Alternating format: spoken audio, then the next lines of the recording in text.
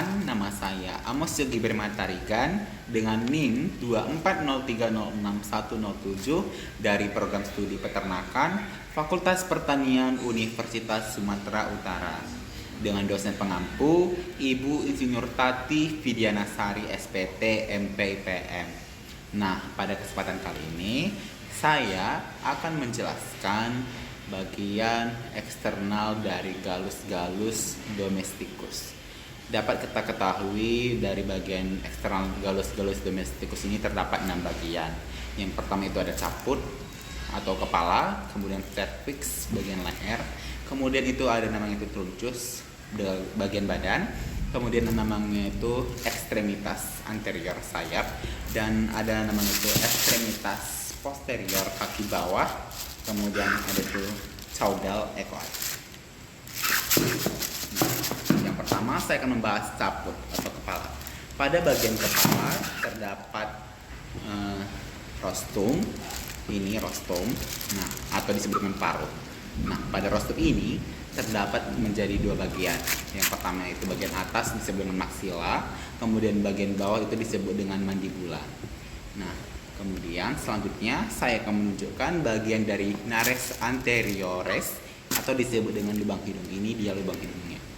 Kemudian itu ada sclera atau disebut dengan jengger, ini terletak pada tengah-tengah kepala. Kemudian saya akan menunjukkan bagian organon visus, itu yaitu mata. Matanya ini untuk melihat. Kemudian itu ada namanya itu porus acousticus externus, itu lubang telinga. Lubang telinga itu di sini, namun tertutupi oleh bulu-bulu dari ayam ini. Kemudian saya akan membahas yang kedua itu lubang cervix atau leher. Cervix ini itu menyambungkan atau menghubungkan antara caput bagian kepala ini dengan truncus bagian badan. Yang ketiga saya akan membahas truncus atau badan. Dari truncus ini terdapat 5 bagian bulu pada truncus. Yang pertama itu ada tetraces. Tetraces ini bulu yang menyelimuti bagian badan. Jadi ini semua badannya. Yang kedua itu ada retrices, bulu yang menyelimuti pangkal ekor di bagian daerah sini. Kemudian yang ketiga itu ada nama itu remiges, bulu yang menyelimuti bagian sayap. Ini bagian sayap. Yang keempat itu ada namanya itu parapterum, yaitu bulu yang menyelimuti daerah bahu. Daerah bahu itu bagian sini. Kemudian ada namanya itu alas puria atau bulu yang menyelimuti digiti, bagian di dalam daerah sini. Kemudian anatomi bulu terbagi menjadi 3 bagian. Yang pertama itu ada pulmae. Pulmae itu ada calamus, itu dia di bagian sini. Kemudian ada racis, ini di tengah-tengah. Kemudian ada vesiculum, itu bagian kiri dan kanan. Kemudian itu namanya ada barbule ini. Kemudian itu ada plumulae, itu bagian ini. Kemudian ada filuplumae, ini bagian part terkecil. Yang keempat itu ada ekstremitas anterior sayap. Itu dibagi menjadi 6 bagian juga. Yang pertama itu tumerus, tulang lengan atas, itu di sini. Tulang atas. Kemudian ada radius, tulang pengumpi, itu dia di bagian sini. Kemudian itu ada ulna, tulang hasta, itu sekitaran sini. Kemudian itu ada os carpalia, itu tulang pergelangan tangan, itu dia di sini. Kemudian ada itu namanya carpo metacarpus, itu biasa disebut kita itu persatuan antara carpella dan metacarpus, itu dia di sini. Oke. Kemudian itu ada digiti, itu di jari di sini. Oke, selanjutnya saya akan menjelaskan itu ekstremitas posterior, kaki bawah. Itu terbagi menjadi 6 bagian juga. Yang pertama itu femur, tulang paha panjang ini. Selanjutnya itu ada patels, tulang lutut kecil itu di sini. Selanjutnya itu ada tibiotorsus, lengan kaki itu di sini. Depan, bagian depannya. Kemudian itu ada fibula, tulang lengan kaki belakang, itu fibula. Selanjutnya ada tarso metatarsus, itu tonjolan tulang telapak kaki. Maaf. ada phalanges, itu tulang jari itu di bagian sini. Terdapat 4 jari tersebut. Dan yang terakhir itu adalah caudel atau disebut dengan ekor. Coba perhatikan penjelasan saya tentang jalur domestik.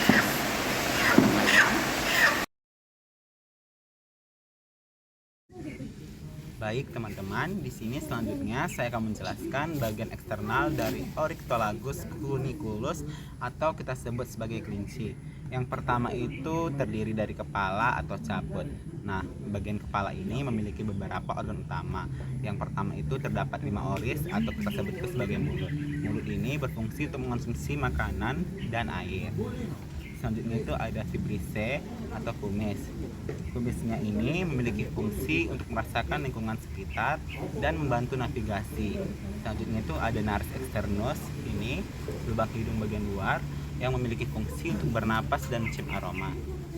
Selanjutnya kita masuk ke organ penglihatan atau disebut dengan organovisus.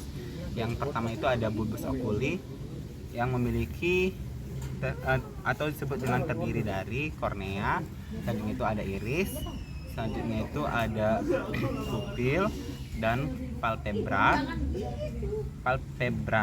Yang pertama itu saya akan menjelaskan kornea. Kornea ini memiliki fungsinya itu melindungi mata dan membiaskan cahaya.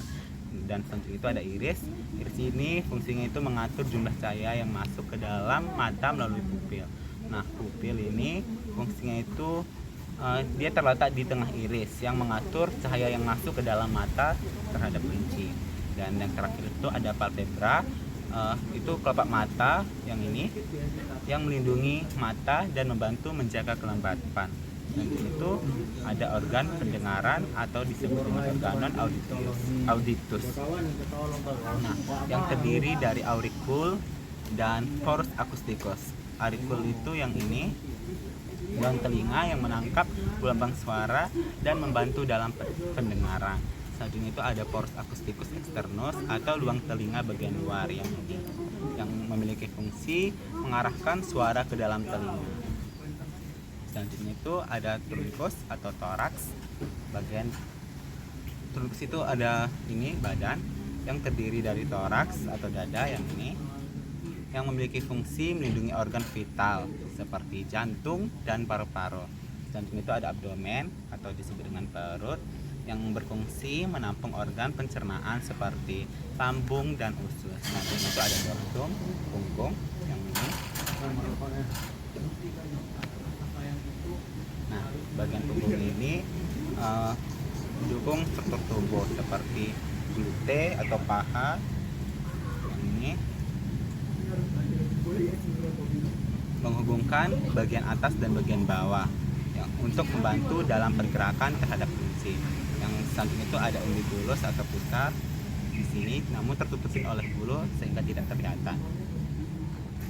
Baik, selanjutnya itu ada mamae. Namun pada kelinci yang saya pegang ini, dia itu kelinci jantan sehingga tidak terdapat mamae yang saya lihat. Selanjutnya itu ada anus atau saluran terakhir dari sistem pencernaan untuk mengeluarkan sisa makanan. Baik, selanjutnya itu ada organ genitalia atau organ reproduksi. Itu berfungsi dalam berreproduksi. Sedangkan berproduksi, namun pada jantan itu disebut namanya penis. Namun di sini tidak kelihatan karena tertutupin oleh. Kalau pada betina itu disebut dengan vulva. Baik, selanjutnya ada ekstremitas cranialis, yang itu bagian depan yang ini, dan yang terdiri dari brasium atau disebut dengan lengan atas yang memiliki fungsi untuk bergerak dan mencekam. Selanjutnya itu ada antebrachium atau lengan bawah yang memiliki fungsi untuk mendukung pergerakan. Selanjutnya ada manus atau tangan yang digunakan untuk menggenggam dan berinteraksi dengan lingkungan. Baik, selanjutnya itu ada caudalis yang ini bagian bawah. Yang pertama itu ada femur atau paha yang mendukung berat badan dan pergerakan. Selanjutnya itu ada crus kaki bawah yang ini yang membantu dalam berlari dan melompat.